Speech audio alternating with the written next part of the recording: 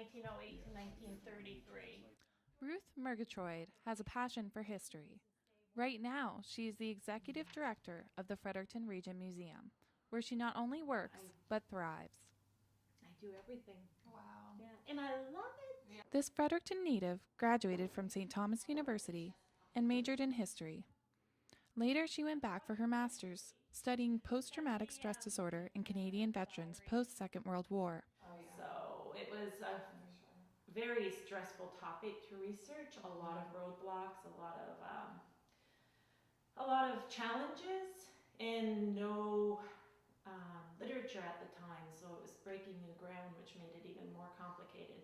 The museum holds thousands of pieces, both on and off display. Many are waiting upstairs in storage. We even have 100-year-old cake in our collection.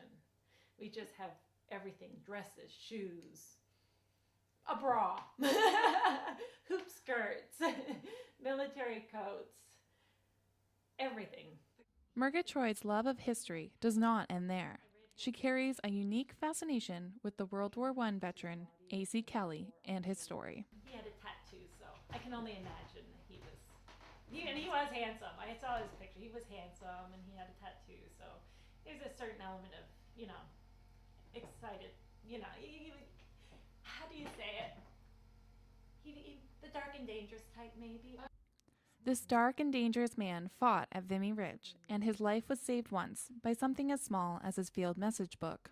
But he was under fire, and I guess he took a shot. Whether it was shrapnel or bullet, we're not 100% sure. But this field message book saved his life because it took the shot for him. Murgatroyd is not the only one in Fredericton preserving New Brunswick's heritage. Fred White, the museum's past president, has been with the museum since 1984. Just people of New Brunswick still know their history. Their families still live here. We don't move as much. We're just moving now, and we have to go out west. No, it's the recognition that history is important. It's important to them. Murgatroyd's family also volunteers their time to the museum, including her daughter, who runs a historical tea room in the summer. Actually, my daughter, Spencer, who does the tea room, has plans to eventually take over my job for me. They did a career project at school, and she came home and said, "Mom, what type of education do you have?"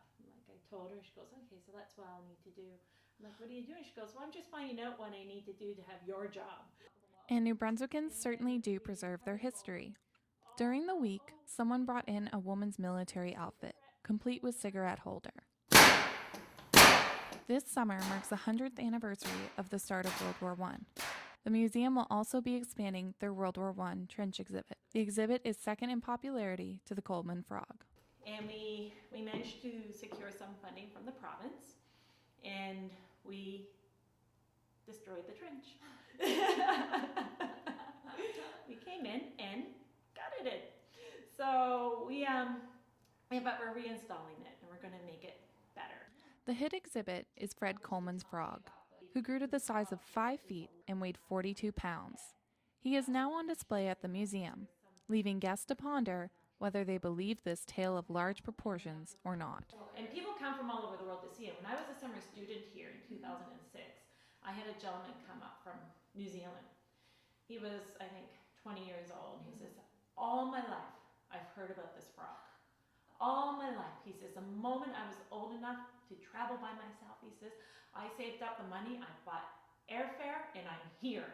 I'm not interested in anything else in Canada but this frog."